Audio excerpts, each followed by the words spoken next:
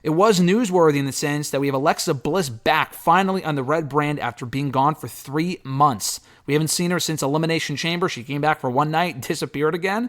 Prior to that, we hadn't seen her on Raw. This was her first in-person appearance on Raw since fucking September, which is wild. Since the beginning of the NFL season, Mr. Marceau, was the last time we saw her on Raw. But she was back on Monday, and better than that, I know you love the Fiend stuff, but she was back to being a Little Miss Bliss on Monday, a remix theme. She had Lily. Whatever, they have to sell the doll. But listen, she beat Sonya in 30 seconds. A nice decisive win for her being back. Sonya's out of power. I thought that was a very positive development from Monday's Raw, and that women's division could only use more star power like her. I completely agree. I mean, her coming back, the doll. Like you said, if they have the dolls, they're going to have to fucking sell them, whatever. Maybe once they sell the whole inventory, we'll move on, hopefully. Stupid. They said, I know companies are very strict on the inventory, so they got a lot of those dolls. They got to sell them somehow. So maybe we'll just flesh that out until all the Lily dolls are sold, and then we'll just get her on her own. I like her coming back. The only nitpick or problem, I think she should go to SmackDown. I think they need the help more. Mm-hmm.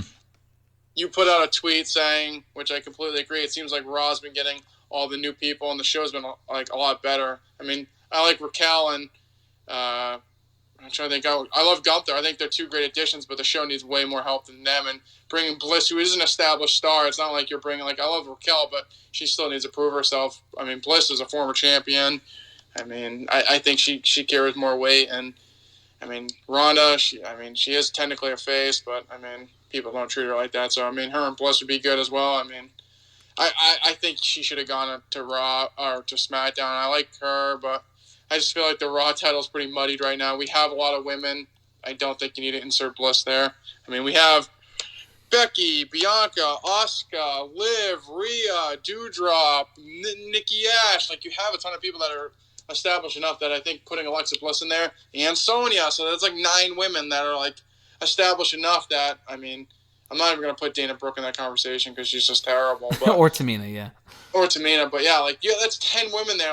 They're not all going to be pushed. So I think putting her on SmackDown makes more sense because besides Ronda, you got Sasha and Naomi, but they're still doing the tag team stuff. Who are you going to have Ronda beat? Xia Li? She's not ready for that. And Raquel, I think she's going to be better as a heel, like you said. I would go in that route. Or, I even pitched to you, if you're going to kind of teeter them in or kind of trying to get them pushed a little bit smaller, maybe you could have Bliss and Raquel do the team Little Big. Obviously, if she's not Braun, but she's still the biggest woman they have. It's kind of play on what happened in the future. She's Braun's fiance or girlfriend. Obviously, they would never acknowledge that, but I think that'd be a decent little tag team or something just to get them to do something. So we'll see, but I think she should have gone to SmackDown. Yeah, of all the women's you mentioned, of all the names you mentioned from the Raw brand for that women's division, you forgot to mention the newest addition, that being Lacey Evans, who is apparently now a member of the Raw brand. They aired an abbreviated version of the 5 or 6 vignettes they've been airing on SmackDown for the last month now, talking about her backstory and the abuse issues that she's endured, physical, mental, emotional, substance issues from her father, all this other sort of stuff. Really depressing stuff, but assuming every bit of it is real, and it sounds like it is, knowing that she is a former Marine, I thought it was a great way to get her over as a babyface. By the end there, it kind of felt like they were exploiting her story, but you know what? Listen, people were getting behind it. It got a positive reaction online.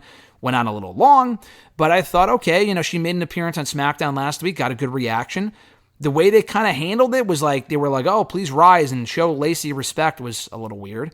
But, she didn't give off any heel tendencies when she came out.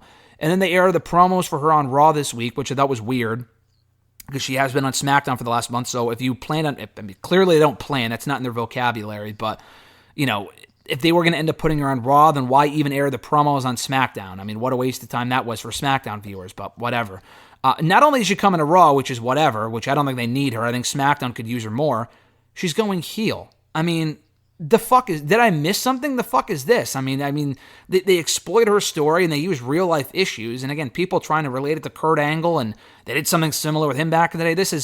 I can kind of see the similarities. This is not the same thing. Kurt Angle was not out there talking about his dad being a fucking drug addict and a substance abuse, having issues with substance abuse, and his dad dying before a house show at NXT. Come on, man. This is serious stuff, and now they want us to turn her. They want us to boo her because is she? I honestly don't know, dude. That's one of the dumber things I've seen this company do in a while. I don't get that at all.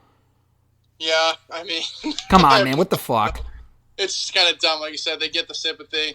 I mean, honestly, I mean, it's a different case scenario, but like, it was when AEW was starting to push Will Hobbs, and they're like, oh, like, he wrestles for his brother. His brother was killed in a drive-by, and no joke, like 2 weeks later, he turns heel. It's like, wait, you just told us that sympathetic story. That's also very dumb, yeah. He wrestles for his brother who got killed in a drive-by. Now all of a sudden he's a heel attacking the babyfaces. So, I mean, it doesn't really make much sense. Like you said, that gave you this heartfelt story. Like, I'm assuming it's real. I mean, I don't think they'd embellish that much. Maybe a couple things, but, I mean, it seemed like some deep stuff. And just to turn her heel, it just...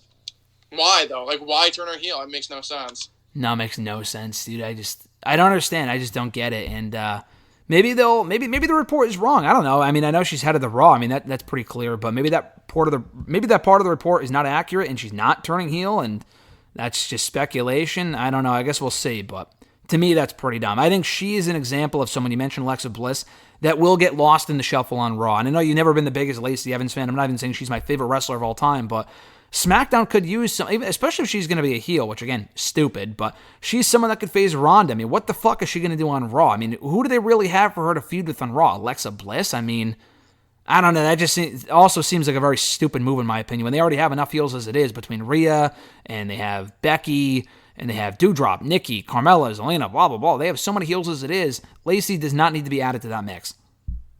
I completely agree.